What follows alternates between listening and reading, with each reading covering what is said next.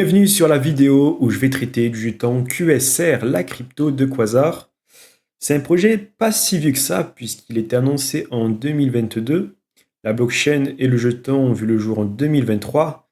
Et voilà un changement de direction. On a eu vent de la migration du jeton QSR en Tower, soit maintenant TWR, en ces débuts d'année 2025, avec ce tweet. Et il y a des choses à dire sur ce sujet. Je rappelle pour ceux qui connaissent ce projet, qu'ils viennent de le découvrir ou qu'ils ne le connaissent pas du tout, qu'il s'agit du blockchain construit avec le Cosmos SDK, qu'il proposait des stratégies complexes automatisées comme d'avoir des vaults, donc des coffres forts, et ainsi pouvoir se constituer un panier d'actifs numériques, donc un panier de crypto. Il se considérait comme le premier Decentralized Asset Management via le protocole de communication IBC de Cosmos.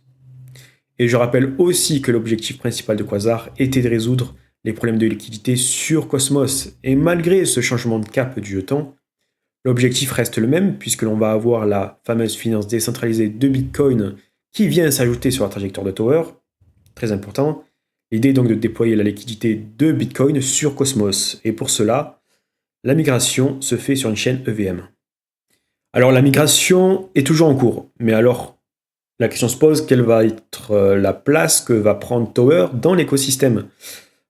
Pour comprendre cela, il faut savoir que Quasar a migré vers une chaîne EVM, du coup appelée Babylon, qui est quant à lui une blockchain construite aussi avec le Cosmos SDK pour être une plateforme de création d'applications décentralisées. Grâce à Babylon, Tower profite de la capacité à Babylon de pouvoir gérer le stacking de Bitcoin. Quasar s'est donc déployé sur Babylon pour ce fait, et il lui sert aussi de socle technique pour la sécurisation.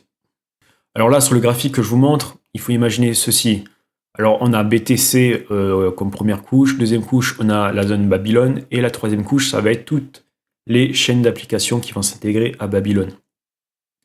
Donc on va dire que Bitcoin sert comme service de retotage. Ensuite, on a la chaîne de Babylone qui est une zone du Cosmos comme couche intermédiaire, et ensuite d'autres zones Cosmos en tant que consommateur de sécurité tels que Tower. Dans un premier temps, Tower lancera son DEX, BabyDEX, mais pas dans sa forme finale. Au fur et à mesure de la transition, le jeton TWR, sa gouvernance et ses mécanismes d'incitation seront lancés. Je vous invite donc à lire cet article sur Medium qui vous détaillera tout cela. Sur ce, je vous souhaite une bonne journée. Ciao!